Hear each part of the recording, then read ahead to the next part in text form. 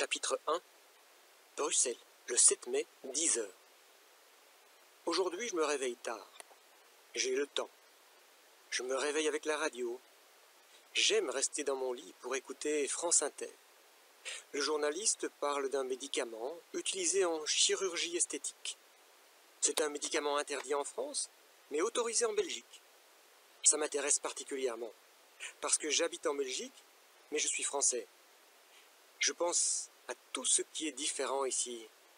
Par exemple, les autoroutes gratuites, les sirènes des ambulances, la forme du pain. Je pense à toutes ces choses quand mon téléphone portable sonne. Allô, Alex? C'est Nina. Je te réveille? Nina, c'est ma collègue journaliste à la vie. Elle est sympa, jolie et toujours de bonne humeur. Salut ma belle. Non, non, tu ne me réveilles pas. Comment ça va? Moi, ça va. Et toi, Alex? Qu'est-ce que tu fais? Jackie et moi, on t'attend à l'hôtel Métropole. Qu'est-ce que tu dis? Le rendez-vous est à midi, n'est-ce pas? Non, c'était à 10 h. Tu es déjà en retard. Ah bon, j'arrive tout de suite. C'est tout près de chez moi. Dans un quart d'heure, je serai là. C'est incroyable. Pourquoi est-ce que j'ai toujours des problèmes avec le temps? Je suis toujours en retard et je suis toujours stressé. Je me douche, je m'habille en 10 minutes. Heureusement, l'hôtel Métropole se trouve à 5 minutes de chez moi, au centre de la ville. Je n'ai pas besoin de ma moto. Je marche rapidement jusque-là. J'ai chaud. Je n'ai pas l'habitude de marcher vite.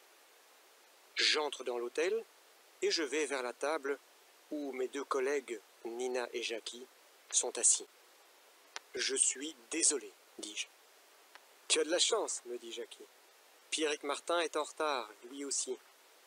Assieds-toi. Tu veux boire quelque chose? Un café. Un café? Tu penses que pour un nerveux comme toi, c'est bon, un café? Me demande Nina. J'ai besoin d'un café. J'ai envie d'un café. Je vais prendre un café. Je pense que ma réponse est peut-être un peu agressive, parce que Nina me regarde interrogative. Tu es de mauvaise humeur? Me demande-t-elle. Non, tout va bien, je t'assure, simplement le matin, j'ai besoin d'un café pour me réveiller. Mes collègues, Nina spécialement, s'intéressent à ma santé. Il faut dire que ce sont aussi mes amis. Nous formons une bonne équipe et nous sommes très complémentaires. Jackie, c'est le photographe. C'est vraiment un super photographe. Il est très sympa, mais il est souvent de mauvaise humeur. Il est assez grand et très musclé. C'est un fanatique de sport. Nina, c'est une femme très dynamique. C'est une sportive, mais c'est aussi une passionnée d'histoire de l'art. Et une excellente observatrice. Moi, ils me considèrent comme un fanatique du travail. Ils me connaissent. Ils savent aussi que je ne suis pas très bien organisé. Chapitre 2. J'observe la décoration de l'hôtel. Nina voit que je suis impressionné. C'est un hôtel splendide, n'est-ce pas? C'est un bon exemple d'architecture belle époque. J'aime spécialement l'énorme escalier en bois. C'est un beau décor pour un film publicitaire avec Pierrick Martin. Pierrick Martin, qu'est-ce que tu sais de lui, Nina? Hein? C'est un bon joueur de tennis. Mais en plus, il est beau comme un dieu. Et son image plaît à beaucoup de gens. Moi, dis-je, je préfère les champions authentiques. Mais si le public veut des champions top modèles, pourquoi pas? Qu'est-ce qu'il présente? Un shampoing? Un dentifrice? Chavir, dit Nina. C'est un déodorant pour les sportifs. C'est pas pour toi, Alex. Nina adore me provoquer gentiment sur ma condition physique. En général, je ne réponds pas. Je souris. À côté de nous, à la table voisine, on entend une conversation entre 3 hommes. 2 sont très agressifs. Le 3e a une attitude défensive. Les deux premiers disent « Vous devez continuer ». Le troisième répond « C'est dangereux ». J'identifie facilement leur accent. Les deux hommes agressifs sont français, l'autre est belge. Ils parlent français avec un accent flamand. Quand ils constatent que je les écoute, ils interrompent leur conversation.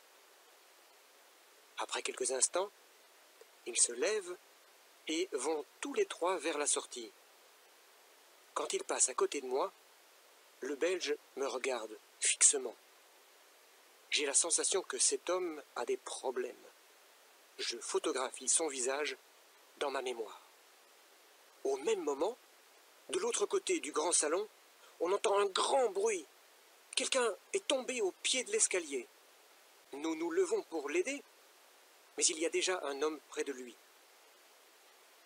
« Pas de panique, » dit l'homme.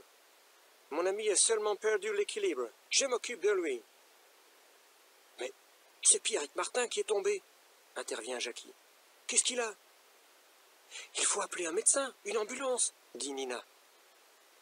L'ami de Pierrick Martin n'est pas d'accord. « Je suis son coach, » dit-il avec un accent américain. « Ce n'est pas grave, je m'occupe de tout. »« Nous sommes journalistes.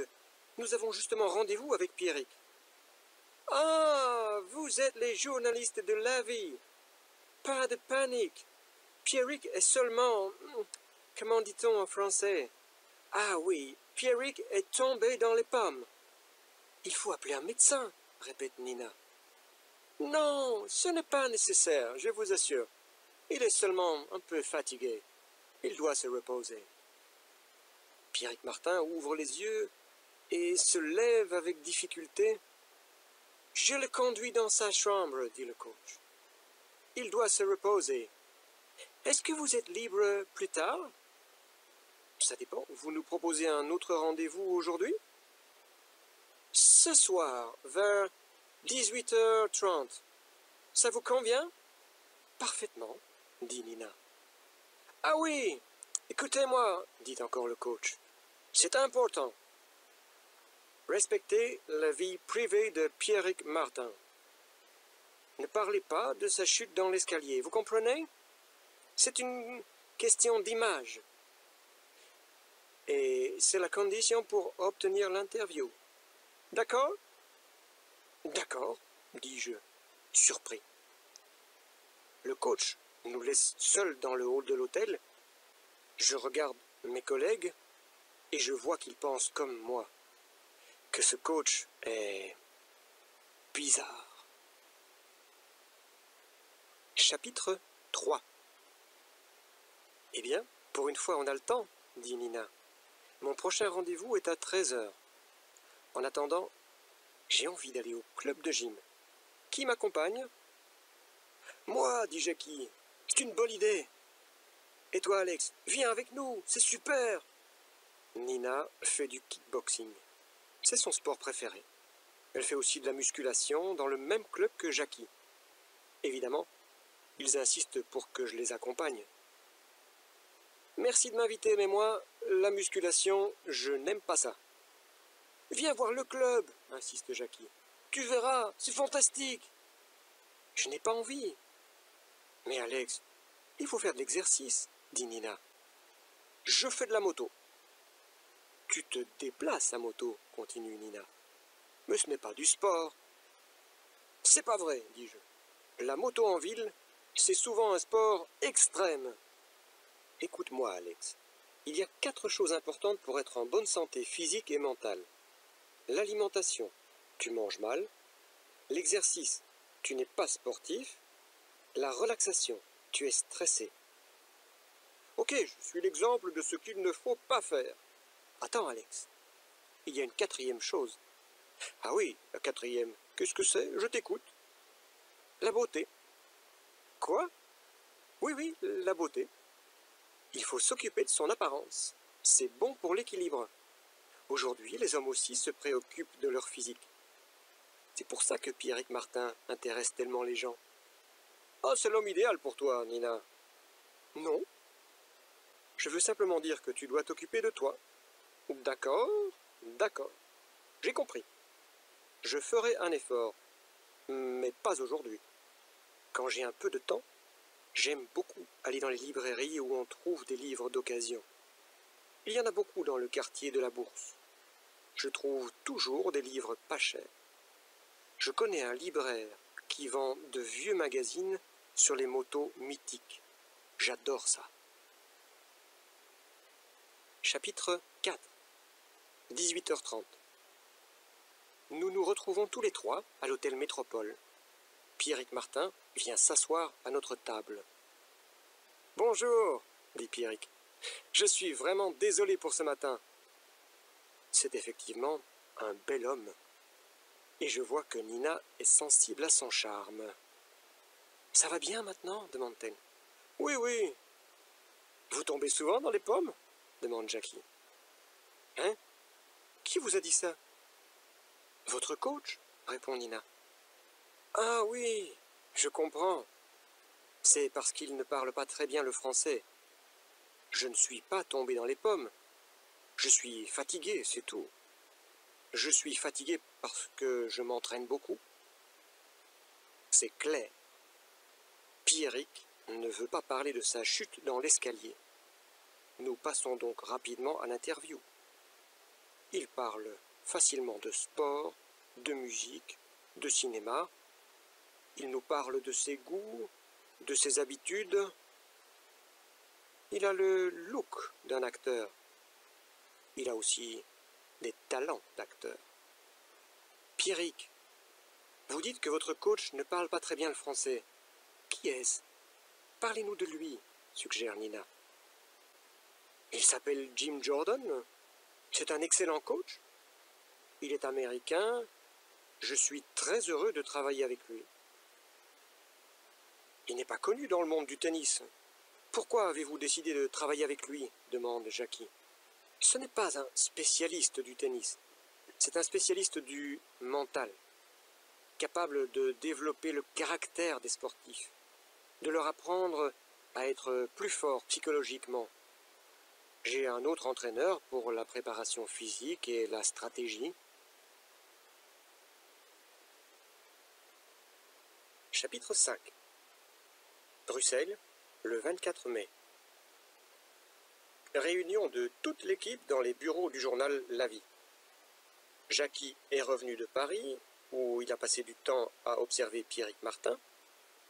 Avant que commence le tournoi de Roland-Garros, Dulac, notre chef, lui a demandé de faire un travail de paparazzi, de photographier le champion partout et dans toutes les circonstances. En effet, notre interview de Pierrick Martin à l'hôtel Métropole a été un grand succès pour La Vie. Le public aime ce nouveau champion qui gagne tous ses matchs et qui est beau comme un acteur de cinéma. Dulac commence la réunion. Alors Jackie, comment va Pierrick Martin? Je veux voir vos dernières photos. Je suis très attentif, explique Jackie. Je l'observe tout le temps. Ici, j'ai un bon cliché de Pierrick à la fin d'un match de préparation contre Yashenko, le numéro 2 russe. Pierrick sourit, il est de bonne humeur. Ça n'arrive pas tous les jours, dit Jackie.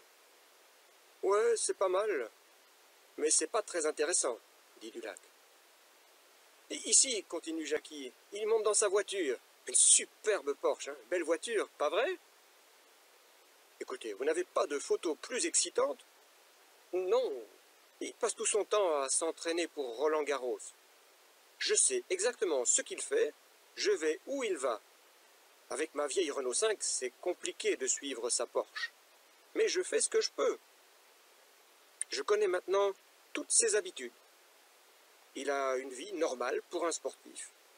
Chaque jour, il se lève tôt, il sort rapidement de son hôtel et il va en voiture à Roland-Garros. Il prend son petit déjeuner au club VIP, il s'entraîne de 10h à 13h, ensuite il déjeune. « Assez, assez !» interrompt Dulac. « Pierrick Martin doit avoir des secrets.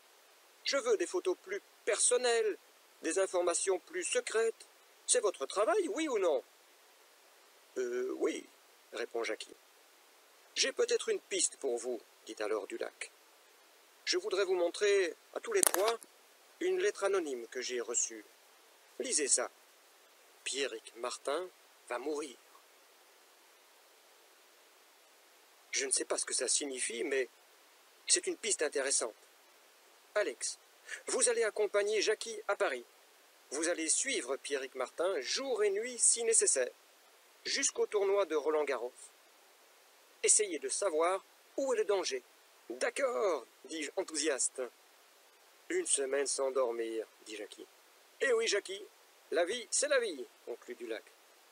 Dulac répète tout le temps cette phrase, et ça m'énerve. Et ensuite, je suppose que nous allons travailler sans interruption pendant toute la durée du tournoi de Roland-Garros, dit Jackie. Exact, avec Nina. Ça commence le 26 mai et ça se termine le 15 juin.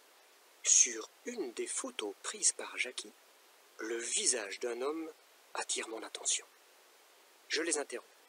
Jackie, est-ce que tu sais qui est ce type que tu as photographié ici, à côté de Pierrick? Non, mais c'est pas compliqué à savoir. Je me rappelle très bien la maison. C'est une très belle maison à Fontainebleau, dit Jackie. Dulac et moi, on observe attentivement la photo. On voit clairement Pierrick qui sort de sa voiture. Un homme l'attend devant une maison magnifique. Moi, je sais qui est le type à côté de Pierrick, dit Dulac. C'est le docteur Van der Waaren, appelé aussi docteur Frankenstein. Pourquoi Frankenstein? Demande Jackie. C'est un chirurgien esthétique. Il a opéré des clients célèbres dans le show business. Il a accumulé les erreurs médicales et les procès en justice. Van der Waaren a été condamné. Il ne peut plus pratiquer aucune opération chirurgicale. Et c'est peut-être un bon sujet pour un reportage, dis-je. Non, dit Dulac. Si Frankenstein a opéré illégalement le nez de Pierrick Martin, mais que personne ne voit la différence, ça n'a pas d'intérêt pour ses admirateurs. Cherchez autre chose. Chapitre 6. Je sors du bureau de mon chef. Je ne lui dis pas, mais je vais faire une enquête. Le docteur Van der Waaren, c'est l'homme que j'ai vu à l'hôtel Métropole le même jour que Pierrick Martin. J'en suis certain. C'est le Belge qui était en compagnie de 2 Français agressifs. C'est l'homme que j'ai photographié dans ma mémoire. Je sors mon téléphone portable et j'appelle Paul Klein. Paul Klein, je le considère comme un de mes amis à Bruxelles. C'est un policier qui n'est pas comme les autres. Il connaît tout le monde. En général, les policiers et les journalistes n'ont pas de bonnes relations. Mais entre lui et nous, c'est différent. Nous nous communiquons de nombreuses informations. Grâce à lui, nous enquêtons sur des affaires vraiment intéressantes. Nous réalisons des reportages chocs. Allô, Paul? Bonjour, c'est Alex. Mon cher Alex, comment vas-tu? Bien, bien. Je t'appelle pour un problème esthétique. Peinture, sculpture, chirurgie. Chirurgie esthétique? Tu veux changer de look, Alex? Tu es fatigué d'être célibataire? Non, c'est très sérieux. Tu connais le docteur Van der Waaren? Frankenstein? Oui, je le connais, évidemment. C'est un médecin qui, par décision judiciaire, ne peut plus pratiquer la chirurgie esthétique. Par conséquent, comment est-ce qu'il peut vivre comme un prince et acheter des maisons à l'étranger? Nous ne savons pas ce qu'il trafique, mais nous le surveillons. Attention, c'est confidentiel. Tu me connais, je peux garder un secret. Merci, Paul. Chapitre 7. Paris, le 26 mai, stade de Roland-Garros, bois de Boulogne. Quand j'étais petit, je venais souvent ici, l'après-midi. C'était mon parc préféré. C'est un lieu de promenade parfait. Et ce n'est pas loin du centre de Paris. On peut voir la Tour Eiffel. Aujourd'hui, je suis ici avec Nina et Jackie pour interviewer et photographier les champions du tennis mondial. Pierrick Martin va commencer à jouer dans quelques minutes. Jackie et Nina sont à côté de moi dans la tribune réservée à la presse. Jackie regarde droit devant lui. Ça va, Jackie? Oui, oui. Je regarde la forme du court central. Ça me fait vraiment penser à un cirque romain, tu sais. Je peux imaginer facilement Pierrick Martin et son adversaire habillés en gladiateurs. C'est vrai, dis-je. La différence, c'est qu'à notre époque, le public n'exige pas la mort du perdant. Le premier match de Pierrick Martin est une victoire facile.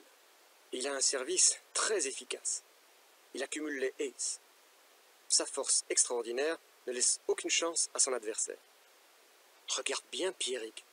Tu le trouves normal? Me demande Jackie. Ben oui. Je trouve qu'il joue bien. Il est en pleine forme, non? Tu sais que j'observe Pierrick attentivement ces dernières semaines. Oui. Et toi, tu ne trouves pas qu'il est différent? Non, désolé. Moi, je suis sûr qu'il a changé. Il a changé physiquement. Pierrick Martin est en train de saluer le public. Il a un sourire triomphant. Jackie, je pense au message anonyme que nous avons reçu. Pierrick Martin va mourir. Qui peut écrire et nous envoyer ce message? Je ne sais pas, c'est absurde, répond Jackie. Et pourquoi l'envoyer à la vie? C'est peut-être quelqu'un qui nous connaît. Chapitre 8. 26 mai, dans l'après-midi. À l'hôtel, Nina est en train de téléphoner à la rédaction de La Vie. Jackie arrive près de moi avec son ordinateur portable. Regarde, c'est évident. Voilà des photos de Pierrick prises aujourd'hui et d'autres photos prises il y a un mois à Bruxelles. La transformation est spectaculaire. Tu es d'accord avec moi, Alex? Oui, c'est vrai. Ses bras sont beaucoup plus musclés qu'avant. On a l'impression que son corps s'est développé. En un mois, la différence est impressionnante. Nina s'approche de nous. « Waouh, quels muscles !» observe-t-elle. « On dirait un athlète de la Grèce antique. » Je ne suis pas d'accord. Les bras sont plus développés que les jambes. Il n'y a pas d'harmonie, dis-je. Tu as raison, Alex. Toi, tu es harmonieux à ta manière. Absence totale de muscles. Merci, Nina, c'est très gentil. La remarque de Nina fait beaucoup rire Jackie. Moi, je n'ai pas le temps de répondre, parce que mon téléphone portable sonne. Allô? Bonjour Alex, c'est Dulac.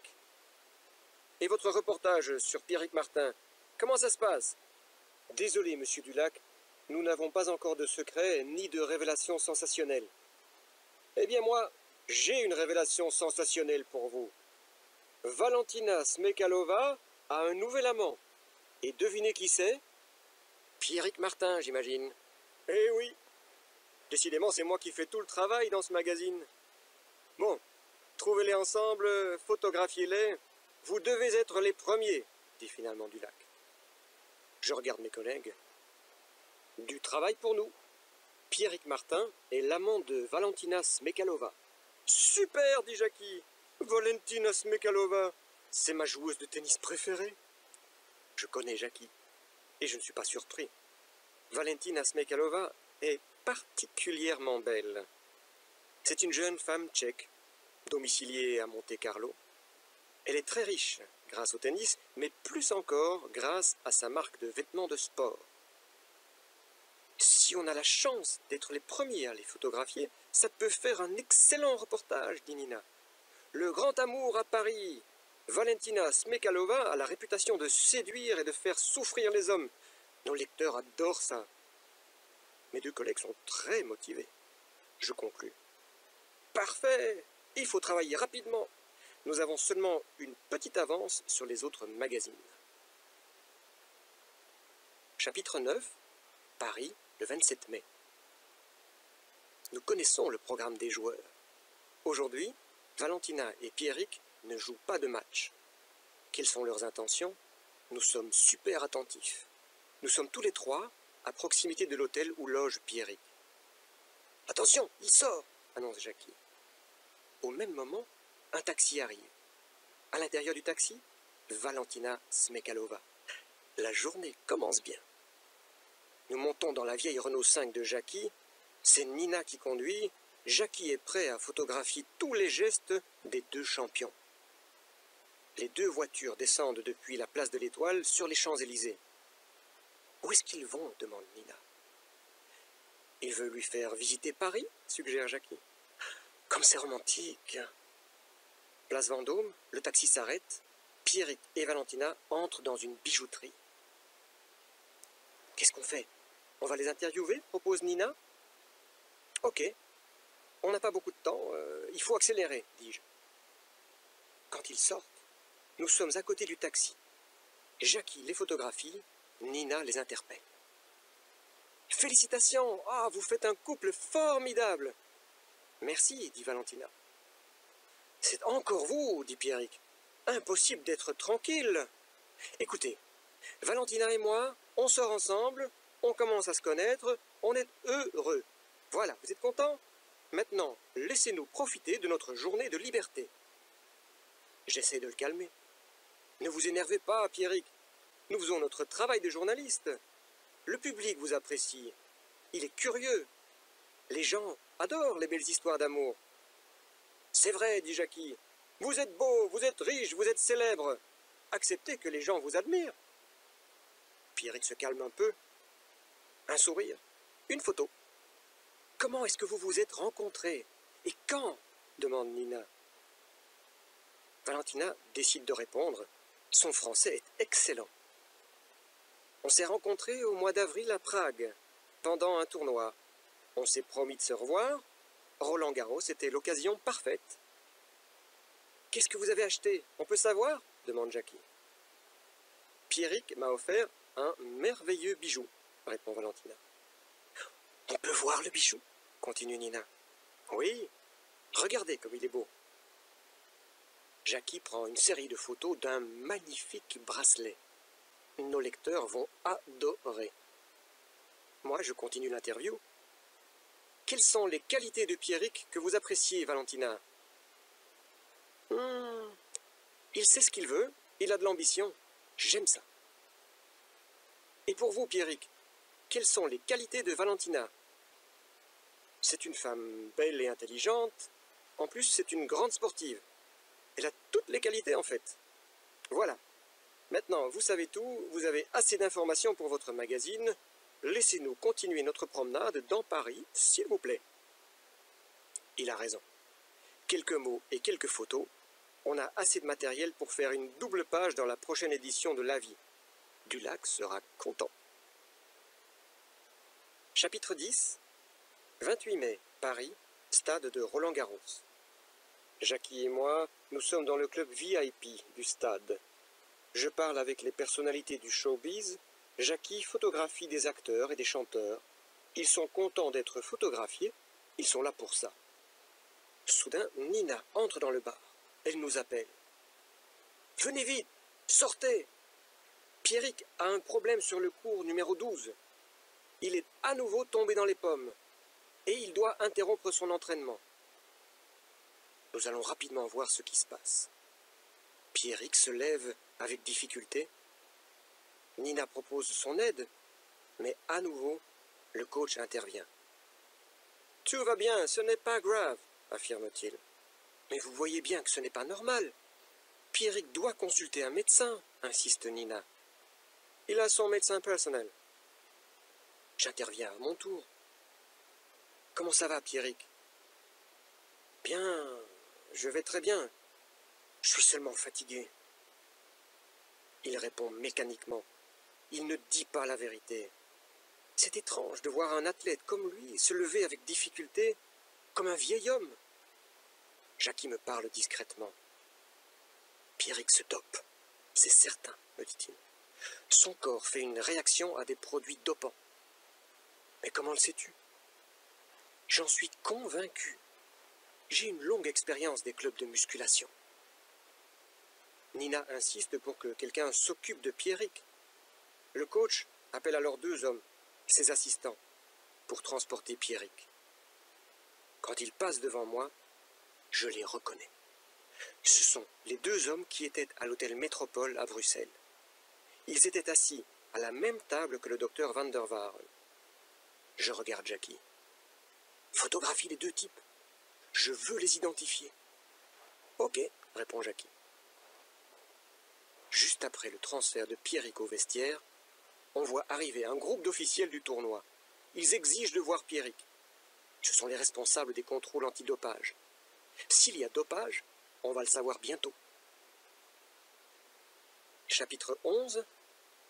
Plus tard, dans la journée. Je résume la situation à mes collègues. 3 informations. Premièrement, le contrôle antidopage de Pierrick est négatif. Ça signifie que Pierrick ne consomme pas de produits non autorisés. Impossible, dit Jackie. Je ne peux pas le croire. Deuxièmement, j'ai envoyé à Paul Klein les photos que Jackie a prises des assistants du coach. Il les a identifiés. Ce sont des délinquants, des trafiquants. Trafic de quoi? Demande Nina. Hormones de croissance, produits dopants, drogue, tout ce qui est illégal est cher. Paul dit que ce sont probablement des hommes dangereux. Et la 3e information? Demande Nina. C'est du lac. La vie a reçu un nouveau message anonyme. Je vous le lis.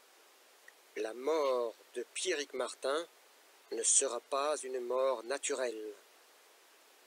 Pour vous, qu'est-ce que ça signifie? C'est une menace? Non, c'est une confidence, dit Nina. Voyons. Ce message parle à nouveau de danger, de mort. Pourquoi est-ce que quelqu'un nous envoie ce message à nous et pas à un autre journal? C'est vrai, il y a d'autres magazines, d'autres paparazzi, dit Jackie. Nous ne sommes pas des paparazzi, dis-je. Celui qui nous écrit, c'est probablement quelqu'un qui sait qu'on s'intéresse spécialement à Pierrick. Autre chose, si les assistants de Jim Jordan sont des trafiquants, il nous faut des informations sur ce coach. Exact, je m'en occupe, dit Nina. Chapitre 12. Bruxelles, le 30 mai. Dans les bureaux de la vie, je vois Jackie près de la machine à café, je vais lui parler. J'ai publié une petite annonce sur le site web de la vie. Je veux absolument entrer en contact avec notre mystérieux informateur. Qu'est-ce que tu lui écris? Juste une petite phrase. Si vous savez ce que risque Pierrick, aidez-le, écrivez-nous, identifiez-vous. Ouais. Tu espères une réponse? Moi, je pense que notre informateur a probablement de bonnes raisons pour rester anonyme. C'est possible. Ah non, tu vois, c'est incroyable, la machine à café est de nouveau en panne. Allez, viens, je t'offre un café à l'escale, dis-je. L'escale, c'est notre 2e bureau. C'est un café qui se trouve juste à côté des bureaux de la vie. Nina est là, elle aussi. Elle est assise à une table, à côté de la fenêtre. Elle nous invite à venir près d'elle. C'est moi qui vous offre le café, dit Jackie. C'est mon anniversaire aujourd'hui. Je ne me rappelle jamais l'âge de mes amis et des membres de ma famille. Je suis encore moins capable de mémoriser leur date de naissance. Tu as quel âge, Jackie? 30 ans? Demande Nina. Exact. Bon anniversaire. 30 ans. Ah, il faut vraiment fêter ça, continue Nina. Très bien, répond Jackie. Vous êtes libre samedi? Je vous invite chez moi. C'est petit, mais c'est sympa. Je préparerai un couscous. D'accord? Super, dit Nina. Moi, je m'occupe de l'entrée. Vous aimez le poisson? Je fais une salade de pâtes avec du saumon. D'accord? Paul Klein entre dans le café et vient s'asseoir à notre table. Salut les journalistes, dit-il. J'ai des informations pour vous sur Frankenstein. Il vend en France un produit interdit, le Partox. Ce n'est pas un produit de beauté comme les autres. Il exige une petite intervention chirurgicale. Nous pensons que Frankenstein importe clandestinement du Partox en France et fait illégalement de petites opérations dans sa maison de Fontainebleau. J'ai une idée. Je la communique à Nina et à Jackie. Nina et moi, on va aller voir ce docteur Van der Waaren. On lui fera croire qu'on est un couple et que Nina veut un traitement de Partox. Mais il va voir que j'ai pas besoin de ce truc. Il va pas me croire. Le traitement, ça pourrait être pour toi, non? Nina, Ce genre de traitement, c'est plus normal pour une femme. Pas d'accord. C'est égal, Nina. L'important, c'est qu'il nous ouvre la porte. Je veux parler à ce type. Bon. Chapitre 13. Samedi 2 juin, jour de l'anniversaire de Jackie. « Vous savez ce qui m'est arrivé ce matin ?» dit Jackie. « Je suis allé au supermarché. Et rapidement, j'ai remarqué une jeune femme très jolie. Elle m'a regardé, elle aussi. Tranquillement, j'ai commencé à mettre dans mon caddie tous les légumes nécessaires pour le couscous. Courgettes, navets, carottes, persil. »« D'accord, interrompt Nina. Résume, s'il te plaît. » Bon. Après le rayon légumes, je suis allé chercher la viande. J'ai pris de l'agneau. Résume, Jackie, répète Nina. La jeune femme était toujours là. Elle me regardait. Ensuite, je suis allé chercher du vin. Elle restait à une certaine distance, mais elle me regardait. C'était évident. Et alors, tu l'as invitée demande Nina. Attends. Pardon, excuse-moi. Je suis impatiente. Enfin, je suis allé chercher la semoule au rayon des pâtes alimentaires. Elle était toujours là. Waouh, dis-je, quelle histoire passionnante. Attends, je suis allé lui parler. Je lui ai dit que j'organisais une petite fête pour mon anniversaire et je lui ai proposé de venir. Troublée, elle m'a regardé droit dans les yeux et m'a répondu « Qu'est-ce que vous imaginez, monsieur ? Je suis une des responsables de la sécurité du magasin. Je suis inspectrice. J'observe les gens qui ont un comportement suspect. C'est tout. » Nina et moi éclatons de rire. Jackie n'a vraiment pas de chance avec les femmes. Chapitre 14. Bruxelles, le 4 juin, dans les bureaux de la vie, en compagnie de mes 2 collègues. « As-tu reçu une réponse à ta petite annonce sur la page web de la vie ?» me demande Jackie. « Non, dis-je. Peut-être que notre informateur a peur. Ou peut-être qu'il ne lit pas la vie. Qu'est-ce que tu proposes ? Je suis sûr que l'auteur des lettres anonymes nous connaît ou qu'il connaît l'un de nous.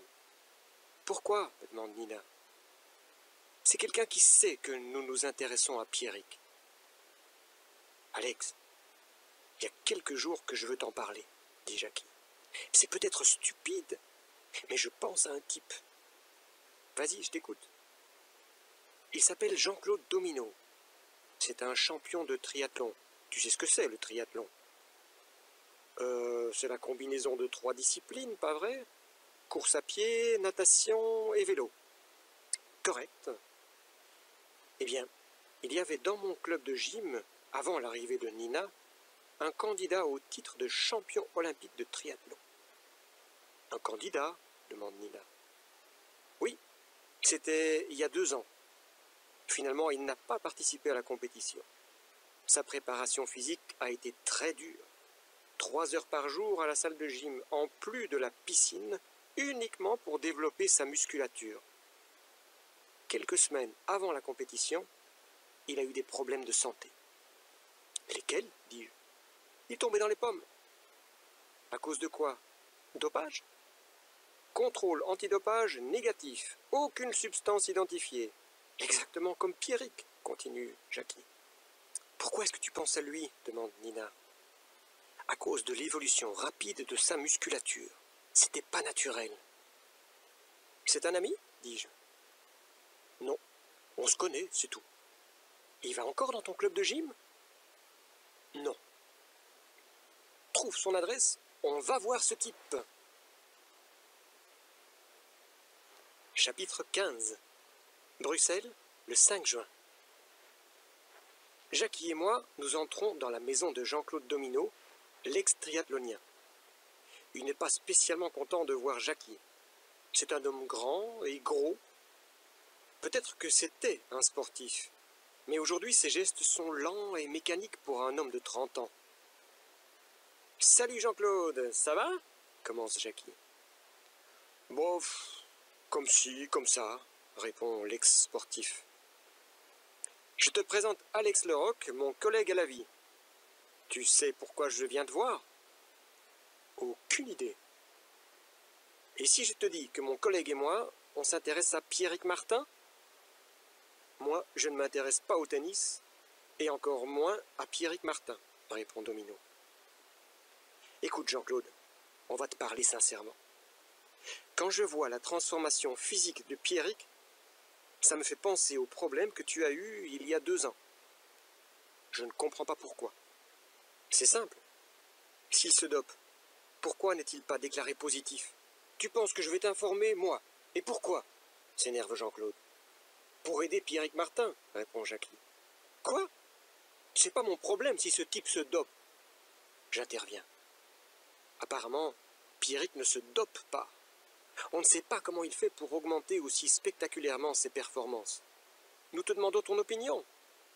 Mais peut-être que tu n'as pas d'idée? Jean-Claude ne répond pas. Dis-nous, qu'est-ce que tu veux? De l'argent? Demande Jackie. Tu es fou, répond Jean-Claude. Je continue. Nous, on pense que Pierrick est manipulé par son coach et que sa vie est en danger. Peut-être que tu peux nous aider à dénoncer cette manipulation. Connais-tu une technique qui permet d'augmenter la puissance musculaire? Une technique impossible à identifier par un simple contrôle antidopage, demande encore Jackie. Jean-Claude ne répond toujours pas. J'insiste. Si tu es une victime de ce système, c'est l'occasion de le dénoncer. Ouais, je comprends, dit Jean-Claude. Je décide d'accélérer l'interrogatoire. Qu'est-ce qui donne cette force incroyable à Pierrick? L'ex-triathlonien ne répond pas. Jackie insiste lui aussi. Pourquoi est-ce qu'il tombe tout le temps dans les pommes? Laissez-moi du temps, je dois réfléchir, dit-il enfin. Ok, si tu décides de nous aider, écris-moi, conclut Jackie. Je te donne ma carte avec mon adresse e-mail et mon numéro de portable. Nous sortons de l'appartement de Domino avec la certitude qu'il sait quelque chose. Il doit parler, il va parler. Chapitre 16. Le 8 juin, Fontainebleau, près de Paris. Nina et moi avons rendez-vous chez le docteur Van der Waaren, alias Frankenstein. Il croit que nous sommes intéressés par un traitement au Partox. Qu'est-ce que nous allons lui dire?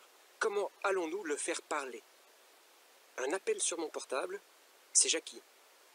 « Alex, où êtes-vous? » Je viens de garer la voiture, on va entrer chez Van der Waaren. Ouf, juste à temps. J'ai reçu un email de Jean-Claude, l'ex-triathlonien. Écoute, je te le lis. Pierrick Martin n'est pas dopé. Sa musculature est le résultat d'une opération. Un chirurgien, le docteur Van der Waaren, lui a transféré du matériel génétique dans les muscles. C'est une nouvelle technique. Il a transféré à Pierrick les gènes de l'EPO, une substance qui régule la concentration d'hémoglobine, et les gènes de l'IGF-1, pour augmenter le volume et la puissance musculaire. Les effets sont rapides, spectaculaires et impossibles à détecter. Mais il y a des effets secondaires. Ça provoque une hypertension artérielle et des pertes de conscience. Il risque de mourir d'une crise cardiaque. Je sais ce que je dis, Van der Waaren m'a opéré il y a 2 ans, j'ai été obligé d'abandonner toute activité sportive. Merci Jackie, tu es formidable.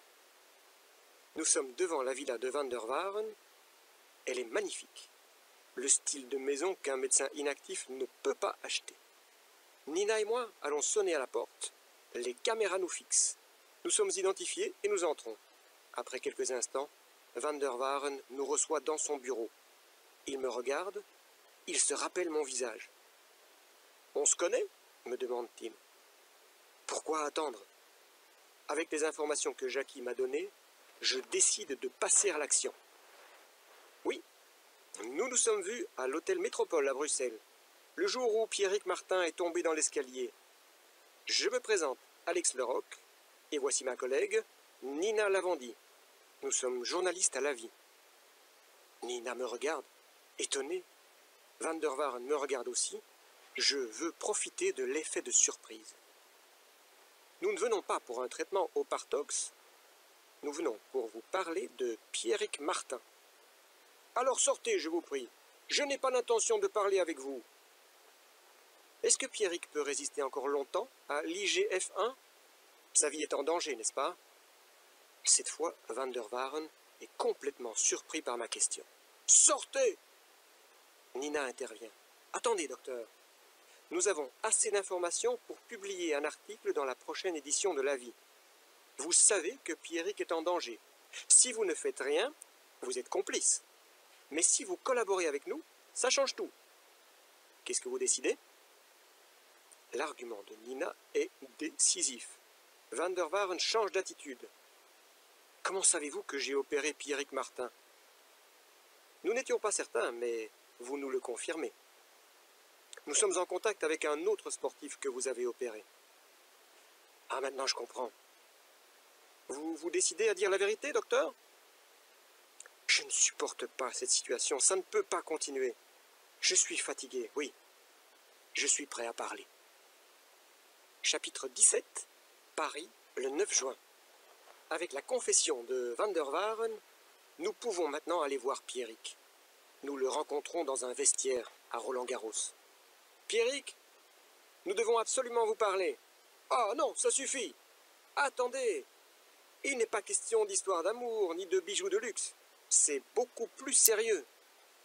Laissez-moi tranquille, vous n'êtes pas des gens sérieux. Nous voulons parler des gènes de l'EPO, de l'IGF-1. Ce ne sont pas des sujets sérieux? Qu'est-ce que c'est? Demande Pierrick, toujours aussi bon comédien. Vous êtes en danger, Pierrick, et vous le savez, dis-je. Jim Jordan, votre coach, est un criminel qui utilise les sportifs pour gagner un maximum d'argent. Pour lui, vous êtes un animal de laboratoire. Qui vous a dit ça? Qu'est-ce que vous savez de tout ça? Le docteur Van der Waaren a décidé de parler. Un autre sportif, Jean-Claude Domino, a également parlé. Dites la vérité, et ce Jim Jordan ira en prison. Et ma carrière sportive? Avec l'EPO et l'IGF-1, vous pouvez peut-être gagner ce tournoi, mais votre cœur ne résistera pas à d'autres compétitions. Une porte s'ouvre. Nous voyons entrer Jim Jordan avec ses deux complices. « Et vous, les journalistes ?» dit Jim Jordan. « Je crois que vous avez besoin d'une leçon. » Les deux assistants de Jim Jordan se précipitent sur moi pour m'immobiliser. Ils ne regardent pas Nina. Quelle erreur! Quand il s'intéresse à elle, il est trop tard. Un des agresseurs reçoit un violent coup de pied dans la nuque. Il tombe sur le sol et reste couché, KO. L'autre adversaire, furieux, attaque Nina. Mais comme elle pratique le kickboxing avec beaucoup de talent, elle évite ses attaques et le neutralise grâce à une série de coups de poing dans le ventre et au visage. Nous nous retournons vers Jim Jordan, paralysés par la surprise. « Monsieur Jordan, demande Nina, vous voulez donner des leçons ?» Pendant que j'appelle la police, je regarde Nina avec admiration. Voilà une sportive qui n'a pas besoin d'EPO ni d'IGF-1 pour affronter ses adversaires. « Et vous, Pierrick, demande Nina, êtes-vous prêt à dire toute la vérité sur Jim Jordan maintenant? » Oui. Et Roland-Garros, c'est fini pour moi. Chapitre 18. Bruxelles, le 20 juin. Nous sommes au café L'Escale, autour d'une table, en compagnie de Paul Klein. « Vous avez des nouvelles de Pierrick ?» me demande le policier. « Il abandonne définitivement la compétition. » « Et le docteur Van der Waaren, qu'est-ce qui va lui arriver? Tu as une idée, Paul ?» demande Jackie. « Grâce à son changement d'attitude, il n'ira pas en prison, mais il sera sans doute obligé de vendre sa maison de Fontainebleau et ses appartements en Suisse. »« C'est bien lui qui a opéré Jean-Claude Domino ?» demande Nina. « Oui. Et quand Van der Waaren a compris que cette manipulation génétique était dangereuse, il a décidé de pratiquer uniquement la chirurgie esthétique. » Alors, pourquoi est-ce qu'il a accepté d'opérer Pierrick? demande Nina. « Ça fait 2 ans que Van der Waaren exporte illégalement du Partox en France et qu'il pratique des opérations chirurgicales sans autorisation. Jim Jordan a été informé du trafic et il a obligé Van der Waaren à opérer Pierrick Martin en échange de son silence. Vous connaissez la fin? » « Effectivement, dis-je. Jean-Claude Domino nous a informés Ensuite, c'est Van der Waaren qui a parlé. Et enfin, Pierrick Martin a dit la vérité. C'est ce qu'on appelle l'effet domino.